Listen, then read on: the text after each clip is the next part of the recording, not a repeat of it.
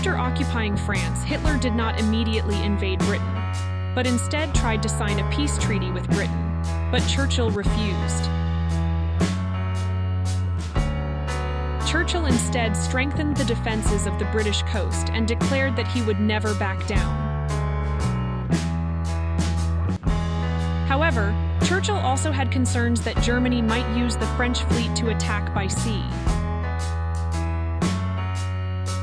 Churchill had no choice but to order the British Navy to destroy the French fleets. After Britain destroyed the French fleet, Hitler realized that there was no possibility of negotiation with Britain, and he decided to invade it. There were two ways to invade England from Germany. One was to invade by sea using the Navy, and the other was to invade by air using the Air Force. At the time, Britain's naval power was #1 in the world, while Germany's air power was #1 in the world. Just looking at the numbers, Germany had twice as many fighter planes as Britain. Moreover, the German Air Force's main fighter at the time was the Bf-109, the world's strongest fighter, so Germany decided to compete with its superior air power. Hermann Göring, commander-in-chief of the German Air Force, was fascinated by the powerful German Air Force and said boastfully that he could destroy the British Air Force in 4 weeks. On July 10, 1940, the air war on the British mainland began in earnest when 60 German bombers attacked a large British transport fleet. But surprisingly, the 5 British fighter planes that appeared in front of them and encountered the German Air Force, as if they had known that the German Air Force would come. Moreover, the fighter that appeared at this time was a Spitfire, which was the Allied forces' most advanced fighter that had already demonstrated capabilities comparable to the Bf-109 at Dunkirk. On this day, the German Air Force sank 1 British ship, but the British Air Force shot down 10 German fighter planes. It was a crushing defeat for Germany, but Hitler was not disappointed and ordered them to prepare for the so-called Operation Sea Lion, an invasion of the British mainland across the sea. Therefore, Göring had to secure Britain's air superiority to prepare for Operation Sea Lion. On August 13, 1940, Göring launched Operation Eagle Day, an operation to destroy all British fighter planes by bombing the 11 groups of airfields in southern England. However, this time the British Air Force encountered the German Air Force, as if they had already known what was coming, and engaged in a counterattack.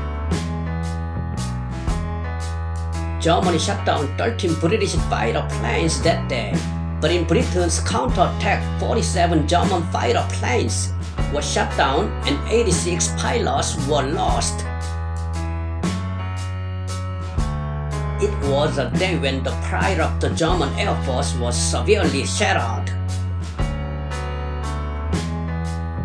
Britain had built a defense system called the Dowding System without Germany knowing. Large and small radar towers deployed along the southeastern coast of England were able to detect areas up to about 200 kilometers away. The British used the Dowding system to detect enemy fighters as soon as they took off. This Eagle Day operation also caused some damage to British airfields, but Britain was able to restore most of the airfields in less than 24 hours. In addition, Britain put all its effort into producing fighter jets, producing them twice as fast as Germany. In July 1940, Germany produced 240 Bf-109s, but Britain produced a whopping 496 Spitfires and Hurricane fighters combined. The greater advantage Britain had was that even if a British fighter plane was hit, the pilot could immediately be rescued. Because the battle took place on the British mainland, even if the pilot was hit, he was often able to escape and fly to the battlefield in another fighter plane the very next day. On the other hand, once a German pilot was hit, it was impossible for him to return to Germany. On August 15, 1940, Germany launched another full-scale offensive. Germany had invaded southern England, but after suffering heavy losses, they attempted to attack northern England. But this time too, the results were disastrous that Germany had as many as 75 of its fighter jets shot down, while Britain lost only about 32. On August 16th, the German Air Force invaded England one more time, this time changing its strategy and advancing into enemy territory, with 84 Stuka dive bombers escorted by about 250 Bf-109s and 110s. The new tactic was quite effective.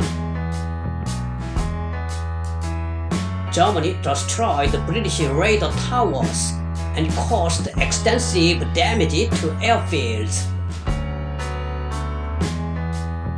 One day in August 1940, German bombers invading Britain mistook their target and dropped bombs on a housing complex, killing 9 civilians. Upon hearing this report, Churchill was furious and immediately ordered a retaliatory attack. British fighter planes dropped bombs on Berlin, killing 8 civilians. This news came as a huge shock to the German people. Until recently, the German people had clearly been told that Germany was winning, so they were shocked when the German mainland was suddenly bombed. Hitler was so angry that he issued an order to mobilize all German air forces and burn London to the ground. The attack was on such a scale that it came to be called the Great Blitz of London. On September 7, 1940, over 700 German fighter planes attacked London exclusively. The Royal Air Force, spotting this, dispatched more than 1,000 fighter jets.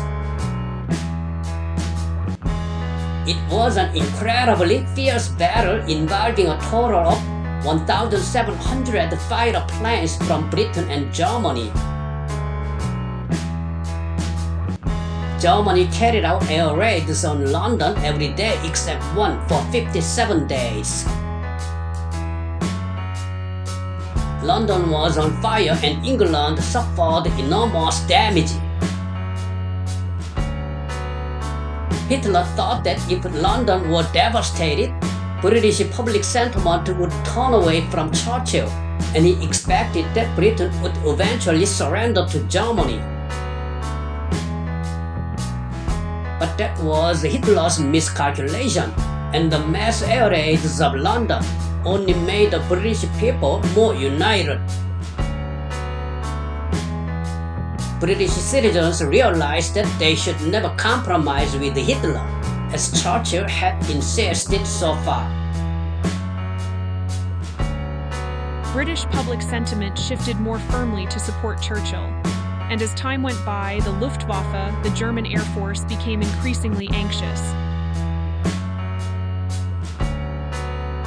If winter came under these conditions, airstrikes would not be able to commence until the following year. On September 15, 1940, Germany mobilized all its might and launched its final air raid, and Britain also mobilized all its fighter jets for defense.